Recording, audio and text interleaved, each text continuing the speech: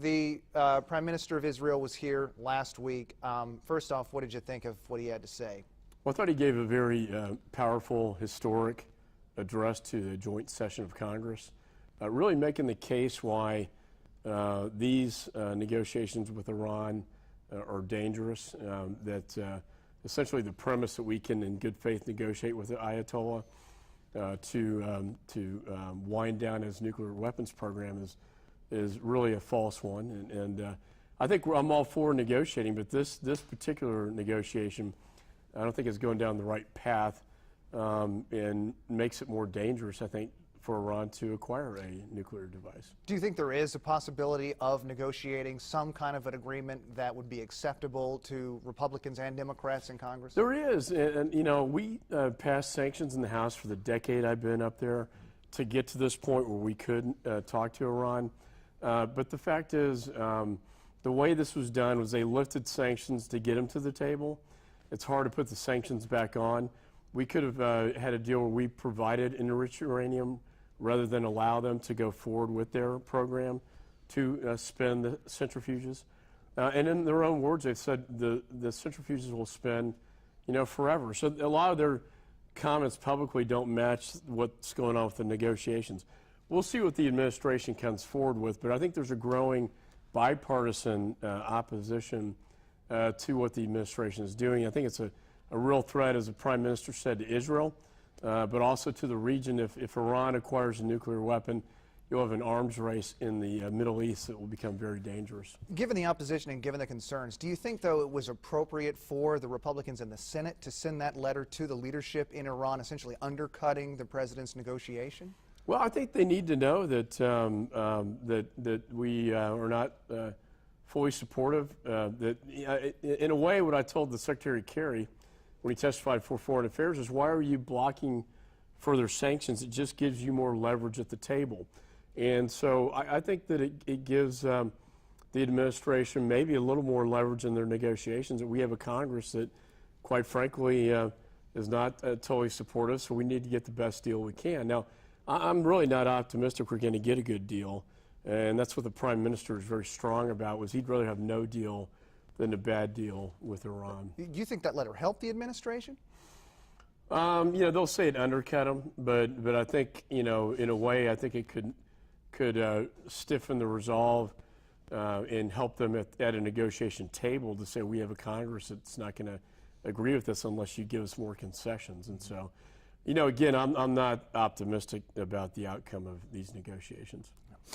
So Boko Haram declaring allegiance to ISIS, how big of a deal is that? Well, it's a big deal because you have an expansion of ISIS. We've seen al-Qaeda affiliates in northern Africa. Now you're seeing this pledge of allegiance, if you will, now to ISIS in northern Africa. You're seeing expansion of what they call the caliphate into northern Africa. Now ISIS is now in 14 different countries. Which is hard to imagine. And from there, they can, you know, launch external operations. So from a Homeland Security standpoint, that's my number one concern. And this is a group that, remember, kidnapped the 300, you know, Christian girls, took them hostage. They hit a Catholic church, killing 80 people and 150 wounded. They took on and bombed the United Nations headquarters in Nigeria.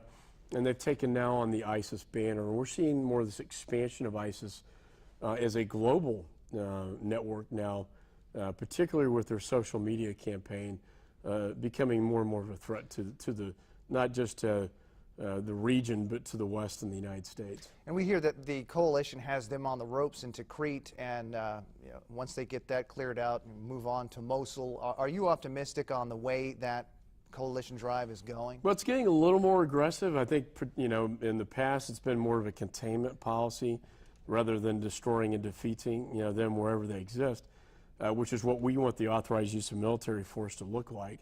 And so I think they are going to make some progress in Mosul, but you know, the spread to northern Africa further demonstrates why we got to get serious about taking on ISIS, where they, you know, the head of the snake, if you will. Really their central headquarters in Iraq and Syria. If you can stop that, then you can stop the spread, this sort of global movement. You had some pretty strong comments after the DNI report on the Gitmo detainees coming back. First off, that report, what are your concerns there as far as what it showed? Well, I think the report demonstrated what we've been saying all along, is that we release them and then they go back and join the enemy.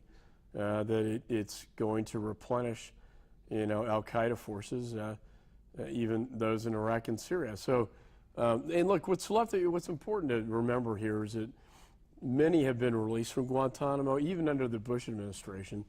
But what's left there is really the most hardcore, the hardest core. I mean, the worst of the worst. And it's very dangerous, in my assessment, to release these hardened terrorists anywhere in the world where they will go back and join, the fight. In this particular, where the threat environment's so high right now, to release them where they can join that fight is very dangerous. You could also look at those numbers and say, I mean, we're talking about like 6 under the Obama administration. 6 people doesn't sound like a lot. So how is that, a huge national security threat? Well, I think there have been more released under the Obama administration, just 6. We talk about the Taliban 5. Those are already 5 right there. The top leaders in Guantanamo were released, and one has already talked about going back and joining the fight, even though they're under house arrest in Qatar, which will end in a matter of months. And so, no, I think this administration's policy has been all along to end the war, shut down, Guantanamo. We're all hoping for that, but it hasn't happened that way. And I think that's why ISIS was so hard for him to explain, because it defies the narrative that these wars are over, that, with the capture and killing of bin Laden, that, everything was done. And the fact is, it's not over. On the foreign fighters, there's the 40 that we've identified that have come back. How closely is intelligence watching these guys? Well, there have been FBI cases opened on each one. Unlike the DNI, who sort of diminished the threat level, there's a reason why the FBI has opened up cases on each and every one of these individuals, and they're being monitored with good reason. I think most Americans want us to be doing that because they have gone over to Iraq and Syria. Many have joined the fight, have actually trained under Al-Qaeda and ISIS. And so the fact they're even back in the United States, I think a lot of people wonder, how could that have happened? So I think the real concern from a Homeland Security perspective is, are we monitoring them? And then how many more have gone into the region and come back? We don't have a good human intelligence footprint in Syria to know with a great degree of certainty who has joined the fight and who has come back and who's gone into Western Europe. And the Europeans are very worried about the threat that is there. I'm not sure if you've seen this Brookings study that was done recently, and it kind of ties into two areas for you: the foreign fighter, ISIS terrorists, and sort of the cyber aspect of everything. But the Brookings study said found there was something on the order of like 46,000 Twitter handles that were associated with ISIS. So is that something that would fall to, Homeland Security is looking at? And, what do you do about that? Well, it's in the public domain, and to the extent it's foreign, there's no expectation of privacy under the Constitution. If it's public domain here, we can monitor that as well. But yeah, the social media propaganda campaign is very sophisticated. Even Boko Haram tweeted out their allegiance to ISIS yesterday, and we see a very sophisticated propaganda war coming out of ISIS. You look at the videos of the Jordanian pilot, for instance, it's like a Hollywood horror movie, high-level production. Not like Al-Qaeda we saw in Afghanistan, operating out of caves with couriers. This is a very sophisticated electronic media digital campaign, and it's been quite effective in recruiting foreign fighters. The numbers of foreign fighters since the airstrikes have gone way up, not down, and I think they're winning right now. They're using American companies, so Twitter and Facebook, these are American companies. Mm-hmm. Can you lean on those companies, or is it right to? I know there are First Amendment concerns there too. Yeah, and remember there was a threat against the one of the top leaders at Twitter in the business organization from ISIS. They put a bounty on his head.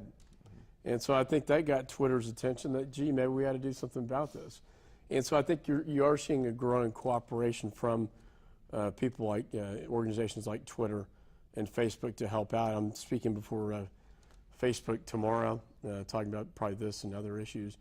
And I think, look, they have a balance there between privacy and security, and I respect that. And I think we need to respect the privacy of and civil liberties of Americans. But there is a public domain aspect to this that's fair game for security to watch and stop. We talk about domestic intelligence keeping an eye on some of the people who may be potentially radicalized, who could go out and carry out a Boston bombing type attack. Lately, we've seen a lot of angst in the Muslim community, feeling like they've been targeted. Is domestic security watching for people who may target them as well? Yeah, I think with the Muslim community, it's important the outreach that we have to them, not to scare. I used to, when I was a federal prosecutor here in Austin, the Joint Terrorism Task Forces, we would reach out to the Muslim community. I think it's important that we not put a face that intimidates, but rather tries to bring them in, so that when they do spot a Tamerlan, the Boston bomber who was kicked out of the mosque, that kind of thing is reported to law enforcement. But I think community policing is so important on this aspect, where the police know the streets, they know the street intelligence. They're in a really good position to reach out to these Muslim communities. I know Art Acevedo here locally has done a good deal of that and done an effective job. And I think that's important, because if something odd happens on the streets, they're going to be the first ones to see it. The FBI and the intelligence community, we have a lot of good data coming in and intelligence, but it's got to be shared with state and locals so they know how to respond and react when they see something odd, see something weird happening, whether it's on the streets or in the airports. Remember the Times Square bomber, a vendor reported that to a local New York police cop who stopped Times Square from blowing up. And that's kind of scenario that I think state and locals can help out a great deal. So we got the clean bill funding Homeland Security. Some folks weren't too happy with that. Then obviously some folks weren't too happy that Homeland Security was the agency chosen to sort of stage that stand. What do you make of the ultimate deal that was struck there? Well, I was faced with a decision: do I shut down a national security agency in this high threat environment, or do I fund it?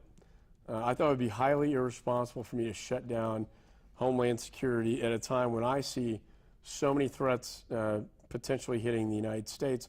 And we shut down the department and we get hit by a terrorist attack. I didn't want that blood on my hands. And also, I think the premise upon which this whole thing was built on a lie. And the lie was that we could defund the department and somehow that would end the executive action's implementation. The one thing that would continue, had we defunded the department, would still be USCIS, which implements the executive action by fees rather than appropriated dollars by the Congress. So I would argue the strategy set forth by my leadership and others was a false one, on a lie. You can defund it when in fact you can't. Now this issue is being entertained by the courts right now, and so far I think the courts have effectively shut down the executive action, and I think the courts decide the constitutionality, not the Congress. And I think I'm hopeful that will be upheld on appeal.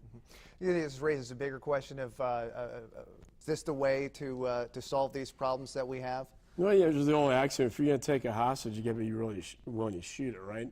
In this case, this was based on a false premise that could never happen, because you couldn't defund the very entity within Homeland that implements executive action.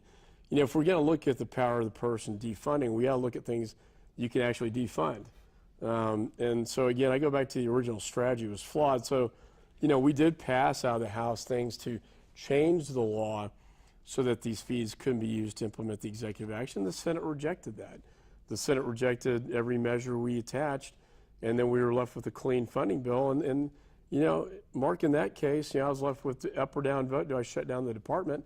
I could not in good conscience vote to shut down a national security agency when I get briefed on the rising threat environment that's out there. So where does that executive action fight go now? Well, right now it's in the courts. I mean, we did pass out of the House. We changed the law, sent it to the Senate. The Senate rejected that measure, and absent the requisite votes in the Senate, in the House, we were left with this up or down vote. So right now it's in the courts. If the Senate will entertain a change of the law, that's fine. Of course, the president would veto that, and then we're looking at an override of the presidential veto. But I think it's important to explain to the American people this whole strategy, in my judgment, was really a bad one and based on a false premise.